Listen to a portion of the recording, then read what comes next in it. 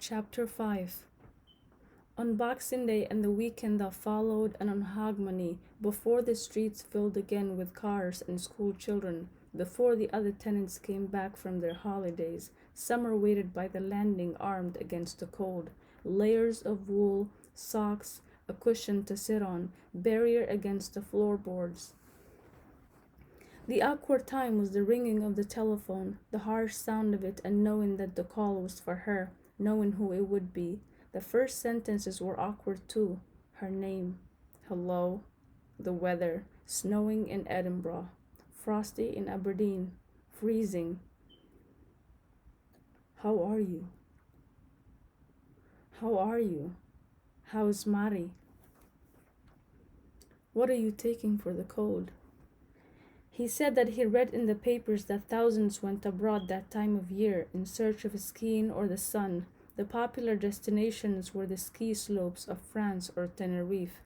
He said, "This is the best time of year for Morocco, Libya, the Middle East." Ray remembered a train ride in the 70s from Tangier south to Marrakesh.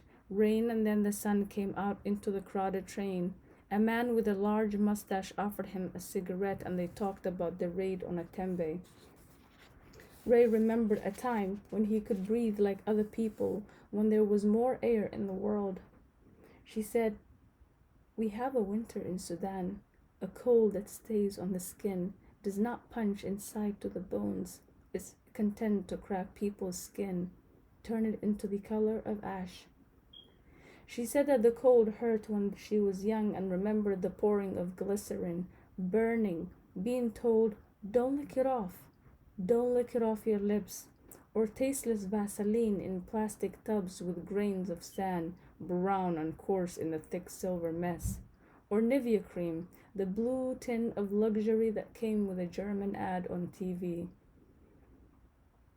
He asked her, "Which is bluer, the Nile or Nivea tins?"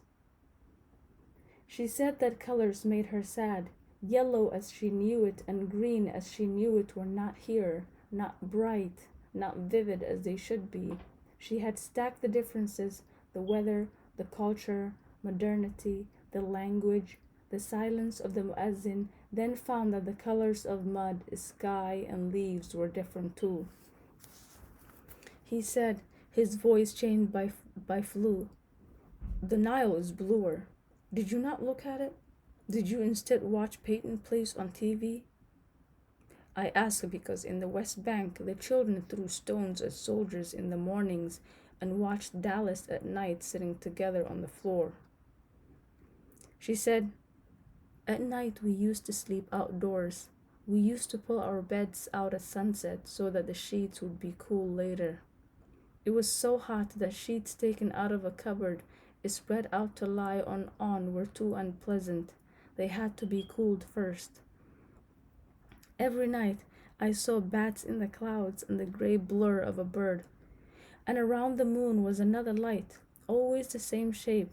In the distant past, Muslim doctors advised nervous people to look up at the sky.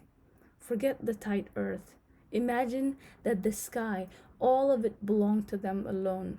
Crescent, low moon, more stars than the eyes looking up at them. But the sky was free, without any price. No one I knew spoke of it. No one competed for it. Instead, one by one, those who could afford it began to sleep indoors in cool air-conditioned rooms, away from the mosquitoes and the flies, away from the azan at dawn. Now when they build houses, when they build apartment blocks, they don't build them with places for people to sleep outdoors. It is a thing of the past, something I remember from my past." He said, "This is the enemy. What is irreversible, what has already reached the farthest of places. There is no going back. They can bomb busloads of tourists, burn the American flag, but they are not shooting the enemy. It is already with them, inside them. What makes them resentful, defensive, what makes them no longer confident of their vision of the world?" She thought about that. He made her think. The landing existed with bicycles under the stairs and the winter sun seeping through the edges of the letterbox. But all that was unreal superseded.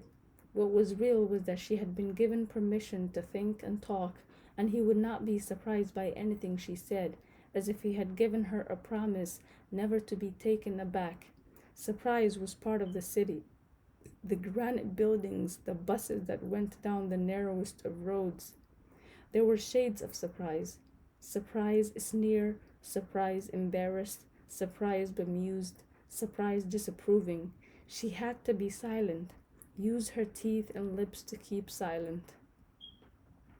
Now the rules were being broken. They broke when she said, and raised flat her fingers on the magazine, I used to wear a uniform like that in school. The rules broke and burst her head in little bright plate pieces. First African night. She spoke first, for like him she was born in this wintry kingdom. Like him Africa was arrived at and loved. They came from London at night, a father with a successful degree, a mother who had given birth to her children abroad, a 7-year-old Summer. It was her first time on an airplane. That was her excitement in the weeks before, not where she was going.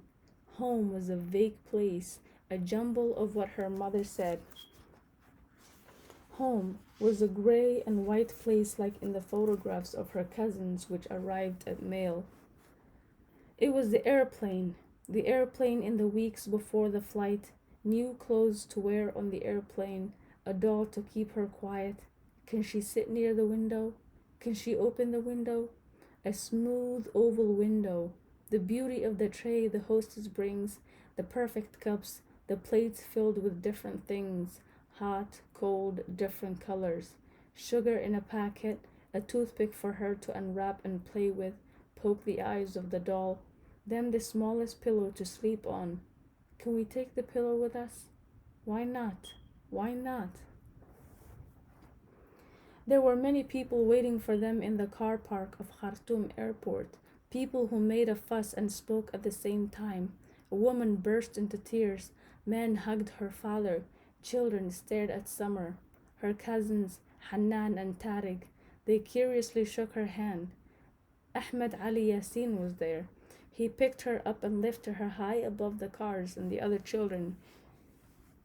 She was above them all. He said, What did you get me from London? Nothing, she shrugged, and he laughed, and everyone who heard her laughed too. And she did not understand what they found funny. She was just happy to be carried, lifted up. She was at that age when she was often told, You're too old to be carried. You're too heavy. You're a big girl now. Their luggage disappeared into different cars. Summer and her parents were separated too in different cars, going to the same place, her aunt's house for dinner and to spend the night.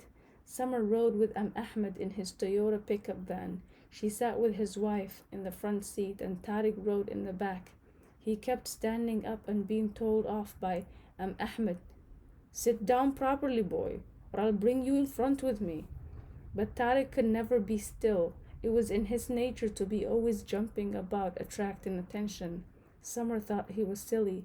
Later, as the months went by, she thought him brave and silly mixed up together, doing forbidden things she did not have the courage to do, like playing with the razors they found in the dust or riding their bicycles on the busy main roads.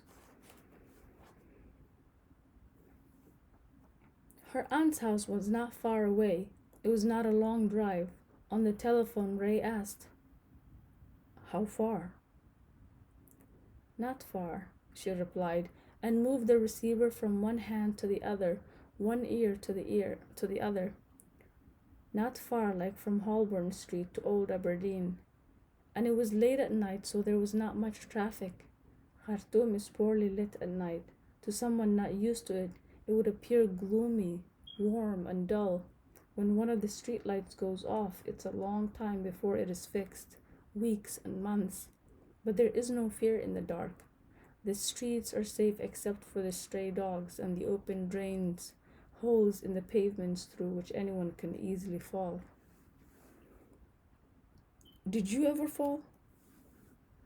No, she laughed, and it was as if the landing was warm like the nights in Khartoum she had been describing. In the car, she told Ray, Ahmed's wife smiled at her all the time. She had a gold tooth which Summer tried to pull out, and this made the woman laugh with her dimples and fat arms. She gave Summer one of her gold bracelets instead. It was too big. Summer pushed it up onto her arm, tried it on the other arm, dropped it on the floor, and had to scramble down to pick it up. Her aunt's house was full of lights. Those first garden lights would blur with other lights, party lights in the years to come, wedding lights. The cars were parked on the driveway and on the road outside. Summer saw her parents with her baby brother Walid. They were now not interested in her, absorbed in the relatives and friends they had not seen for years. And though reassured that they were near, she was not interested in them either. She was too aware of everyone and everything around her. The newness of the warm night, the shabby cars, and the big house that was before her. A lighted house in front of an empty square that was covered in darkness. A square that was large and mysterious. Broken glass lay on its dust. Dogs barked their way through the rubbish that was dumped there. Underneath the carpet, as they walked inside, Summer showed Hanan the bracelet. Let her try it on. They compared the length of their arms, the size of their wrists. A beginning. In years to come, they would compare their polished nails, the hair on their arms, the lines on their palms.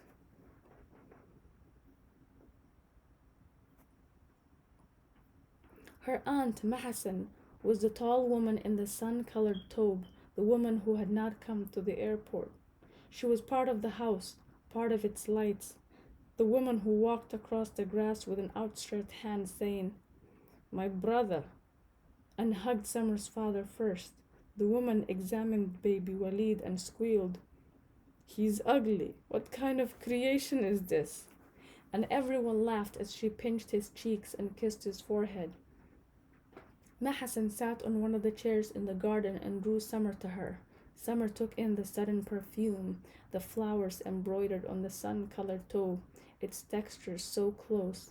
Mahasan smoothed Summer's eyebrows with her thumb, touched her earlobes, her chin. This is the one who pleases me, she said with a laugh to her brother, and she stood up, so tall she was, so much embroidered and bright folds. Come with me, Summer. She held her aunt's hand, elegant hands that never washed dishes, never scrubbed floors. Inside the house, the floor was all speckled tiles, brown and black speckles, an imitation of marble, a huge expanse of hard, square tiles. Strange for Summer. She was used to the unobtrusive carpets and wood of London's flats. These tiles were for counting, for sliding across. Her aunt's high-heeled sandals made a tapping noise on the tiles, yellow sandals to match the tobe, red brick toenails, heels that were regularly sloughed, daily massaged with cream. Her aunt's bedroom had a large mirror, jars of lotion and creams, a transistor radio, a painting of gazelles, a huge bed with blue pillows. On the side table was what her aunt had brought her to see, a photograph of a girl feeding pigeons. The pigeons swarmed near her outstretched hands. One was perched on her frightened shoulder. The stone lion of Trafalgar Square loomed above. This is me, Summer said, the first words she spoke in her aunt's house.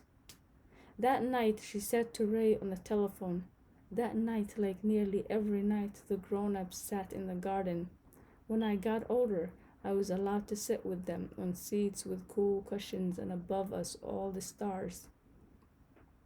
Insects attacked the garden lights. Those that got too close became black dots sticking to the hot glass. The garden was filled with sounds, laughter and loud narratives, the ceaseless croaking of frogs, the softer sounds of grasshoppers, and from the square the stray dogs howled, a sound of far-away sadness.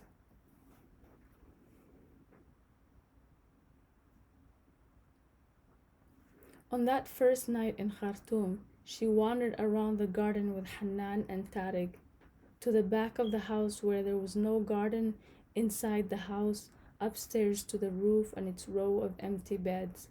Everywhere they went, Tariq did what Hanan and Summer would not do.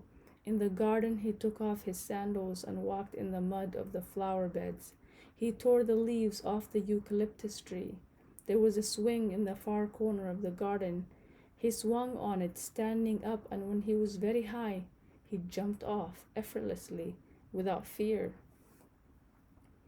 At the back of the house was the smell of flames and marinated lamb. The cook grilled kebabs on a coal fire. He wore a jalabiya and his eyes were red. He sat on a small stool and fanned the flames with a newspaper. Tariq squatted next to him and reached out for a piece of meat. The cook hit him with the newspaper over his head. "Get away! You'll burn yourself." But Tariq laughed, ducked from another blow, and grabbed a piece of meat, gray, still barely cooked. And he disgusted them all by chewing and chewing on the piece of meat and then spitting it away. "My brother is horrible," Hanan said to Summer. "I hate him." Summer was distracted by Tariq, her eyes fixed on him. She liked her cousin Hanan better. On the roof, they looked down over the railings at their parents below. They were sitting in a large circle. They never looked up. Some of the men were smoking, and their cigarettes made pretty little red lights that moved from side to side. On the roof, the sky was bigger than the house in the square. The darkness was speckled with stars, speckled like the house's tiles, except the sky speckles were not still. Suddenly, a large gray shadow climbed through the transparent clouds, blinking red lights. A deep roar. "That's your airplane," Tariq said, looking up. He had been leaning too far over the rail. Now he swung back, his hands clutching the top of the rail, his whole weight carried by his arms. "Our airplane?" Summer didn't understand. "It's the airplane you came on," he said. "It's going back to London without you." On the telephone, Ray coughed. "Sorry. Excuse me, Summer." He put the receiver down to blow his nose, clear his throat, spit into a handkerchief. She could hear him. They talked about her father and aunt, how fast things change in that part of the world. He asked her questions. "And why is that?" he asked. After she answered, he was silent, as if he was thinking about what she had said. She imagined him wiping his face with his hand. They talked about Khartoum, where the blue and the white Niles met under the bridge, under the sun, and across the bridge Durman, where saints were buried, and something old and whole was in the air. Above the sand and the sound of the wind, everything held together, connected. He knew the details of her country's history more than she did, the correct dates. They both knew the names, the Mahdi, Gordon, the Khalifa, Kitchener, and Wingate. "There's a statue," said Ray, "of Gordon in Aberdeen, in School Hill. Have you seen it?" No, she did not see much. She walked around asleep. "You might like to look at it sometime." A plaque in stone, the words "Died in Khartoum, 1885. "I didn't know he was Scottish. They didn't teach us that at school." "It was the British. The Inglis." They laughed, and the wind rattled the front door a little and passed. He said that he had never been to Khartoum. There were plans once, but they did not materialize. She said, "I wish you would see it. It's beautiful," and paused, wanting to say more, to describe in words, simple, authentic, subservient to nature. Her voice was sad when she said, "But it is not considered beautiful." "By who?" "People who know the world more than me." "But I trust you," he said. "You make me feel safe." I feel safe when I talk to you. She picked up the word safe and put it aside, to peel it later and wonder what it meant. Sitting on the floor of the landing, she thought this was a miracle. Not only his voice, but that happiness could come here at the foot of the stairs, the same stairs that were once so difficult to climb, that led to her room of hibernation, the hospital room.